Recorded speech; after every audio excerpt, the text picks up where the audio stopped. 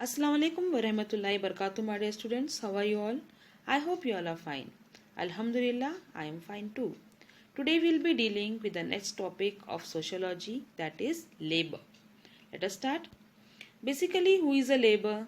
A labor is a person who works for something. He wants in return something, so he works. That person is called as a labor. Now we see division of labor discussed by the very great personality Plato.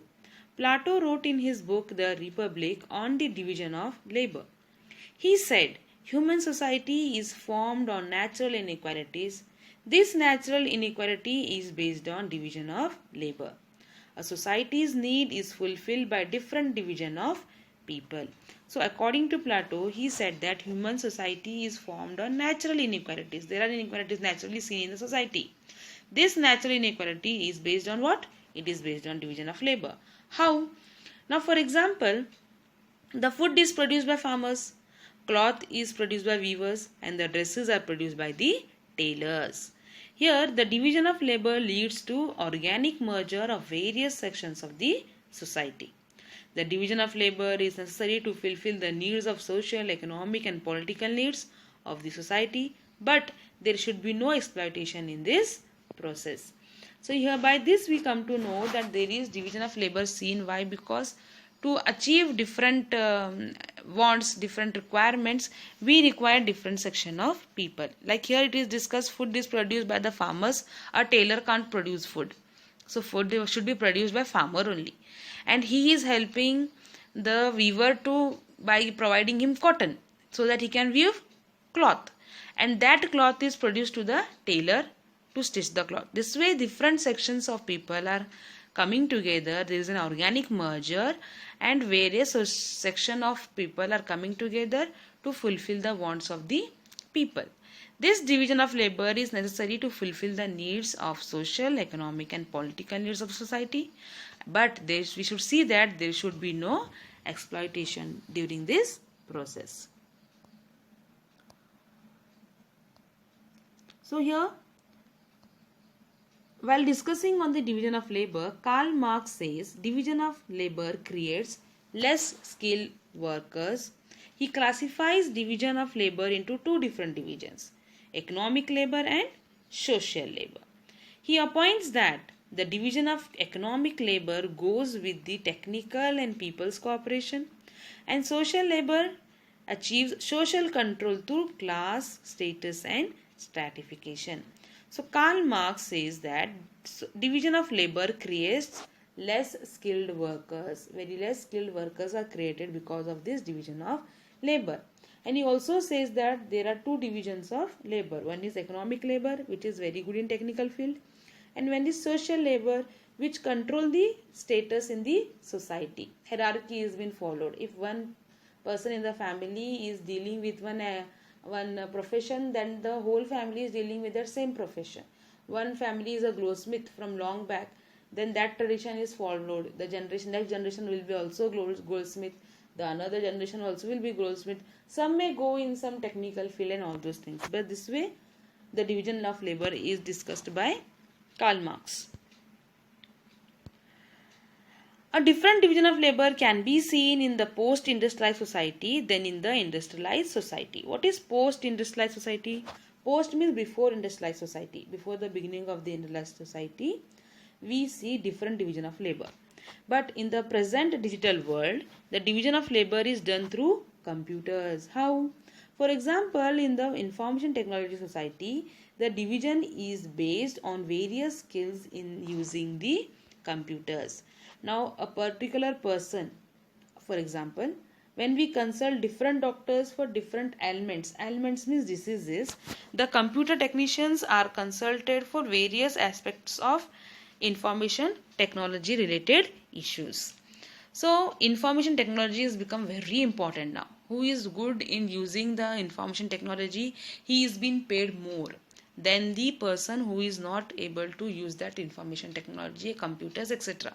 This way, when we deal with different doctors with different diseases, in computer technology, in IT technology also, we see that there are different professionals like hardware, software engineers are there who deal with different problems, different problems created by that computers.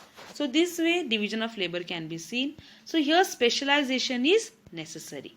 Specialization creates division of labor. Specialization means expert in one particular field.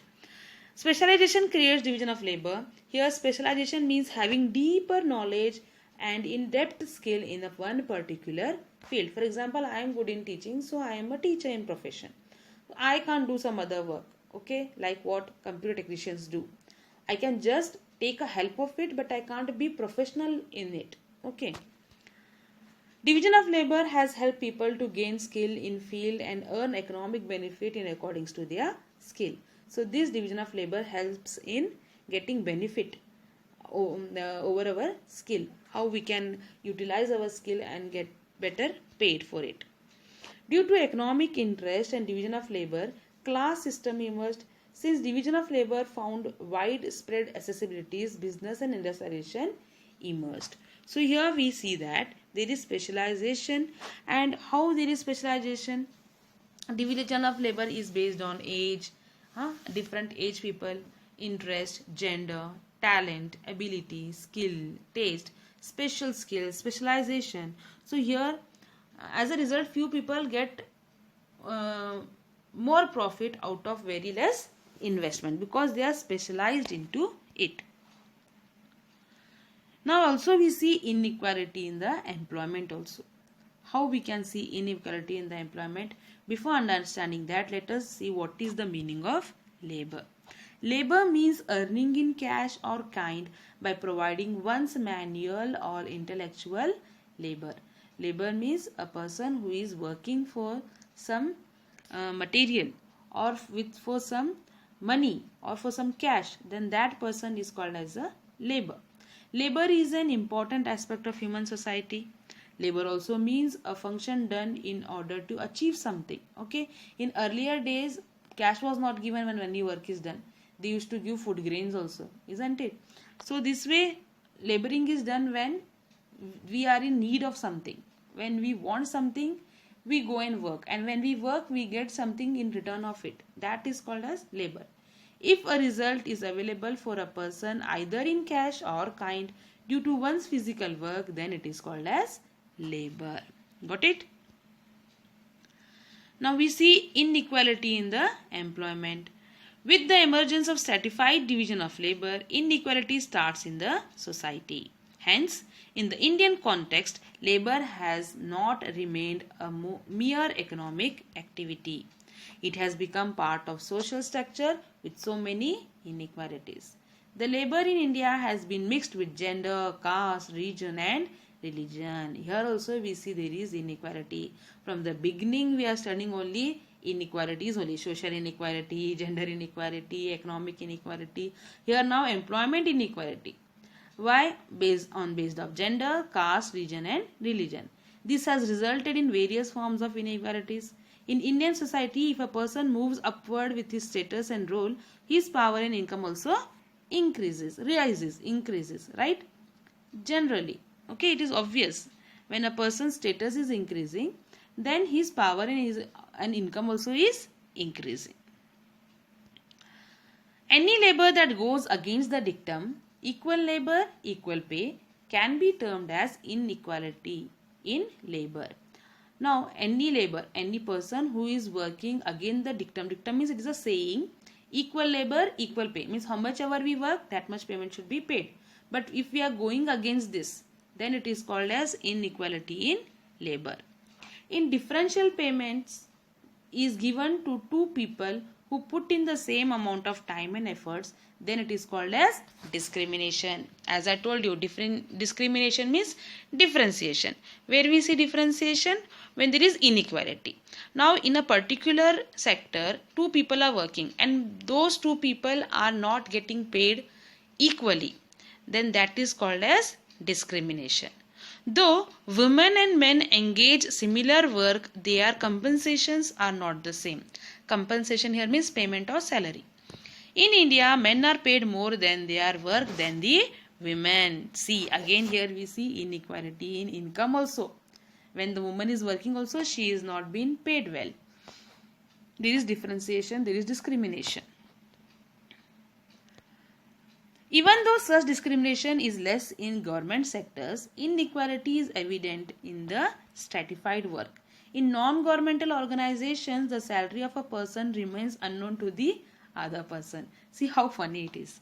Now in government sectors, like here for example, if we take government teachers and sirs, they both are paid same because they are working in public sector, it is government sector. But in non-governmental organizations, when in private sectors, in private organizations, one person's salary is unknown to the other person's salary, isn't it? So they are, although they are working in the same company, same industry, same organization, they don't know the salary of the other person. It is kept secret. Why it is kept secret? Because they want to pay more.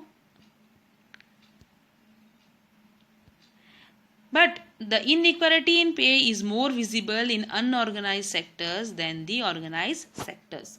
First, what do you mean by organized sectors? Organized sectors are those sectors which have been organized properly. Institutions like schools, hospitals and industries, then life insurance companies, commercial banks, this all comes under organized sectors where work is done properly, systematically. But unorganized sectors are the sectors like vehicle repair, selling vegetables, who sell vegetables, then who sell fish, then these garages, then vegetable vendors, these street vendors, their income is not stable. Okay, they are not sure whether they are going to get money or no. So that sector is called as unorganized sector. So inequality is seen more in this unorganized sector more.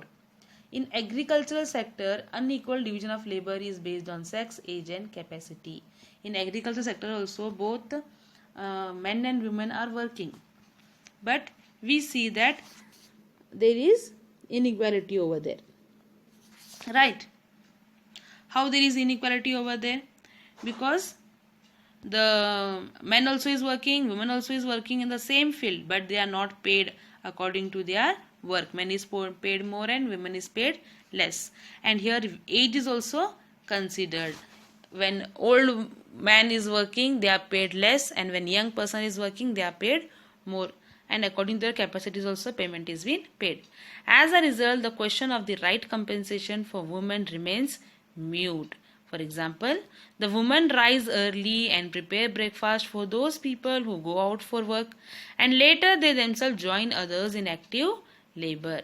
They work hard. The women work hard, get up early in the morning, prepare the breakfast, then prepares the tiffin, the person who go for work, for children and all, and later again she is busy in some or the other household activities. And there are some women who are not housewives but they go out to work. But while providing compensation or taking decision, they are treated below the men, right? Most of the societies do not consider the labor of women is important. Many of the societies consider that working of women is not at all important. This indicates the inequality in labor. The unequal division of labor is more evident in our villages. In our villages, we see there is a lot of inequality in the division of labor. Again, there is a lot of discrimination between educated and uneducated. Yes, fine. The Safai Karamcharis who clean our roads and gutters receive lesser compensation than the minimum compensation. They spend a lot of energy to clean, but still they receive less compensation. But they should be paid more, no? Yes. The inequality in society is based on gender, class, income, region and religion. This inequality is also classified as the with compensation and without compensation. So the Safai Karamcharis who work so hard and clean the gutters and road, they should be paid with good compensation because they are keeping the environment clean, but they are being paid less. So this inequality in society is based on because of their work, gender, class, income, religion and region which they belong.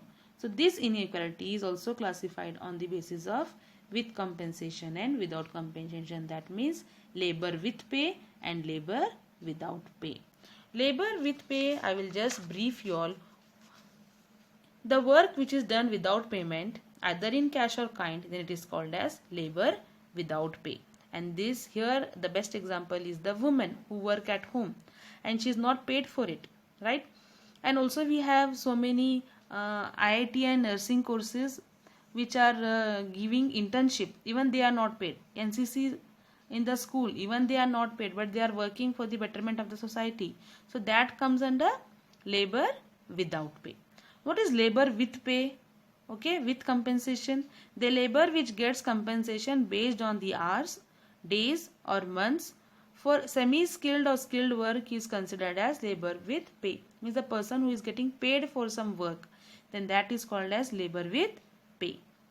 Compensation is given on the basis of the number of hours worked by that person. Understood? So this is what a brief explanation about the division of labor and the inequality in the income. I hope you all have understood.